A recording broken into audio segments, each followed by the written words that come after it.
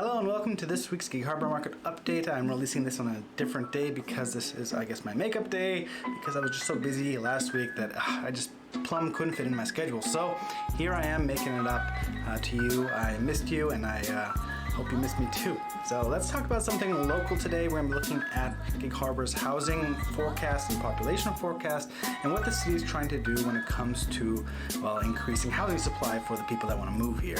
And it involves increasing affordable housing. So that's basically what we're going to look at today, is what the city is considering in regards of zoning or development areas when it comes to making room for the people that are expected to come here. So without much further ado, let's look at my email and looking at the study that the city looked at just last month here. Oh, before I get into what the findings of the study were, let's talk about why this was done in the first place. Just a little background here. The Washington Growth Management Act requires that cities and counties have a comprehensive plan in place, which they have to do every 10 years. And this comprehensive plan makes cities forecast their vision or predictions, or look at how they want to look in 20 years time. So it gives city as a kind of a forward-thinking approach to the next 20 years. And now is the time for Gig Harbor to do that, as well as they do their new comprehensive plan, which is now forecasting what Gig Harbor is going to look like in 2044. As part of this comprehensive plan, the city needs to look at what kind of housing shortages or housing forecasts we're going to be looking at in the future. In order to get an accurate picture, they hired a third-party consultant called the Community Attributes Incorporated, which did an assessment here that we're about to review.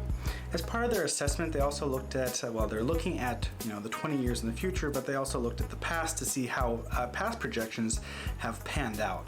And let's look at the past first, and they found this kind of the stunning figure. They said that Gig Harbor's anticipated population growth was quadruple of what was projected between 1991 and 2022. Well, what does that mean? Well, it was projected that the city would have 10,500 residents by 2030. But as of 2021, there were already more than 12,000 residents.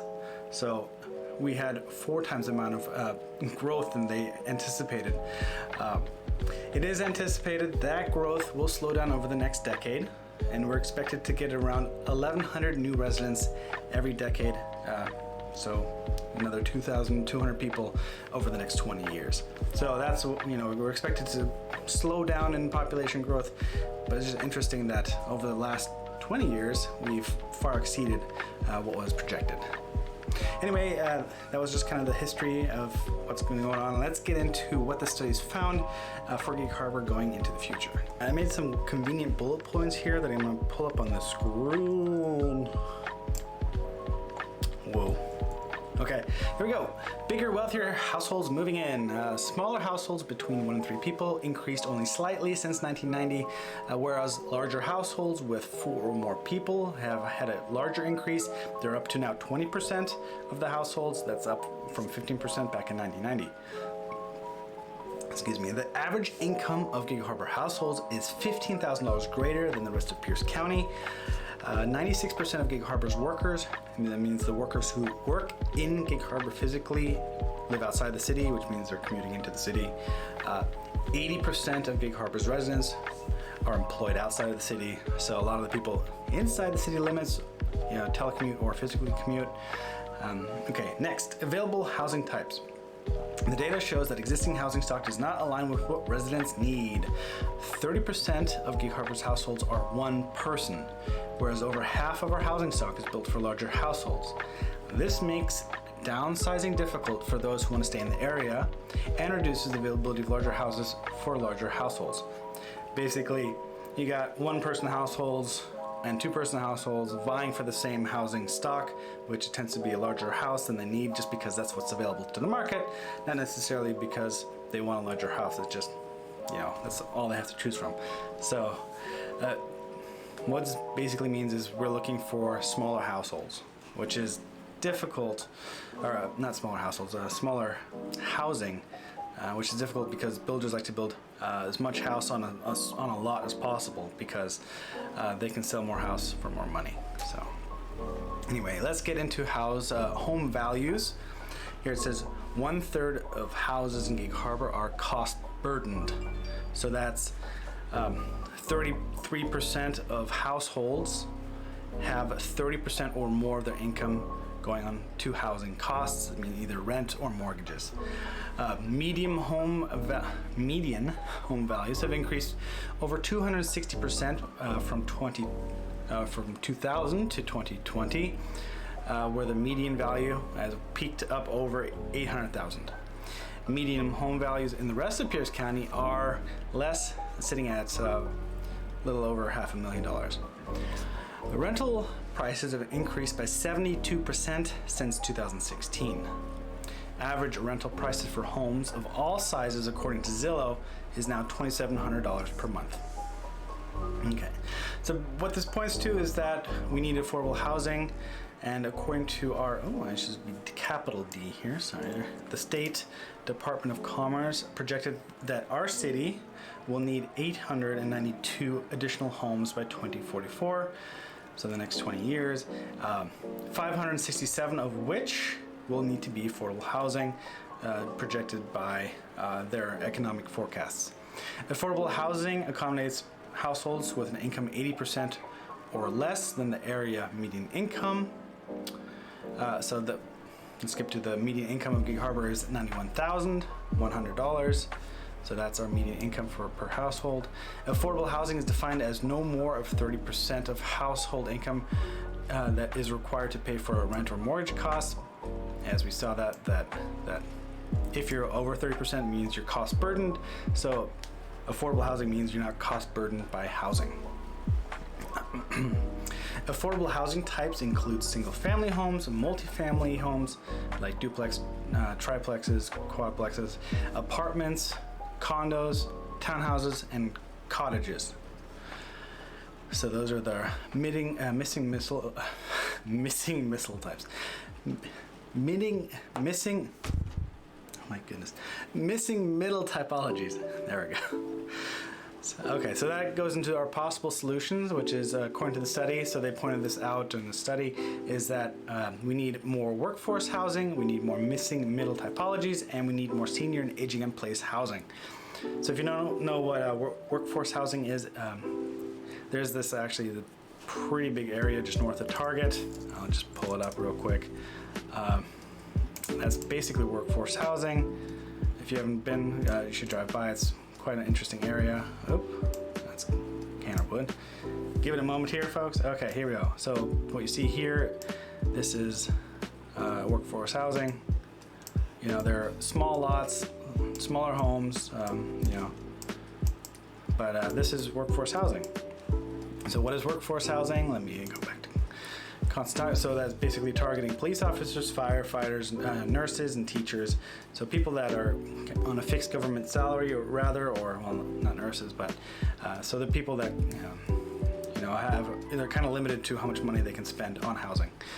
The other one is the missing middle typologies, which is part of the new urbanism design guidelines. Tacoma is actively pushing missing middle typologies, so they have a big push towards that, because all they right now are building seem to be those massive apartment complexes, which that's really the fault of building codes, fire codes, and city codes. So that's just what it is. So they're now saying, okay, we kind of messed up, and now we're trying to focus more on more human scale housing typologies. And if you want me to pull it up here, missing middle housing.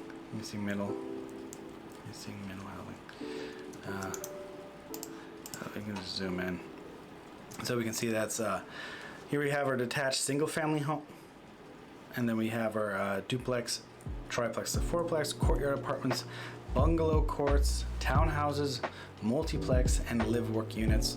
And then that's what's missing, and then it goes to mid-rise, and that's when you have those larger gargantuan things that you have going up in Tacoma. So a lot of this is pushing more for density, but not where you're in a city essentially, right? You're on a finer grain neighborhood. Okay, so and lastly we have senior and aging in place housing. So looking at memory care, retirement centers, and higher density Rambler subdivisions. These were my additions. So this is an example of those Rambler subdivisions. This is Rosedale Village.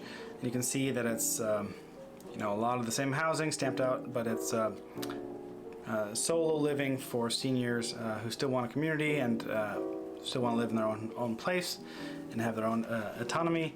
But this is basically, you know, retirement living. All right, now let's look at what the city. So the city commented when they reviewed this study.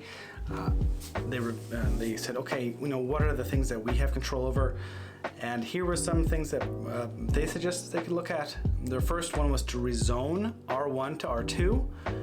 And if you don't know what R1, R2 zoning is, let me pull it up here.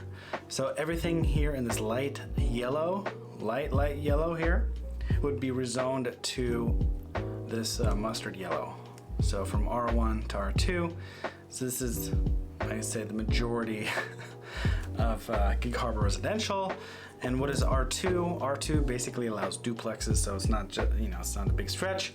But they also said, you know what, we don't maybe have to redefine. No, they said, sorry.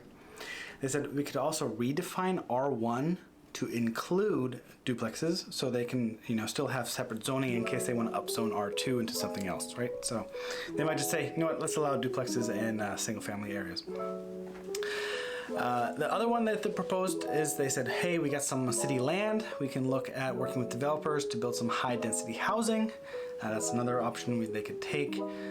We could also look at reducing setbacks and minimum lot widths and parking requirements in the R1 zoning.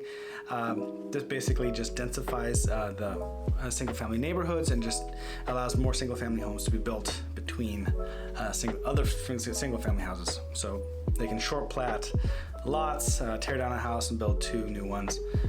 So that's basically making it more urban, which is, you know, it is what it is. I mean, it doesn't introduce new housing typologies, it's just, you know, densifying the neighborhood. 4 is they're looking also potentially limiting short-term rentals to very specific areas or specific zones, and they would rather encourage long-term rentals. This, you know, so it's less of a tourist thing and allowing more affordable long-term housing for people, because we already have a housing shortage in Gig Harbor, but they don't have any numbers yet how many short-term rentals there even are yet. So they're still looking at those numbers. Nothing is concrete. These are just proposals, and the city is planning to host housing workshops in the next coming months. So you're welcome to stop by there and voice your opinion. And my opinion is when you build anything new, it tends not to be affordable, no matter how you cut it, unless there are significant tax advantages or significant densities. I mean, that's just the way the cookie crumbles, because new construction costs more than old construction. But by extension, by building new stuff, the older stuff becomes more affordable because the newer stuff is more desirable, at least when you have, you know, high income individuals like Gig Harbor has. So that, you know, by building newer stuff, it might make the older stuff cheaper. But I mean, it's just the way new construction is, just because the developers have to make a pencil, and they're not going to build anything if they can't make it, you know, make a profit of it. So, you know, it is what it is. Okay, with that said, that's it for Gig Harbor Market Update. So those are the things that the city's looking at to address our housing shortage, and we're looking at a new comprehensive plan here that'll lay out Gig Harbor's vision here for 2044. So something that'll probably be compiled here within the next year. So anyway, thanks for watching. Hopefully you learned a little something, and I'll see you next week.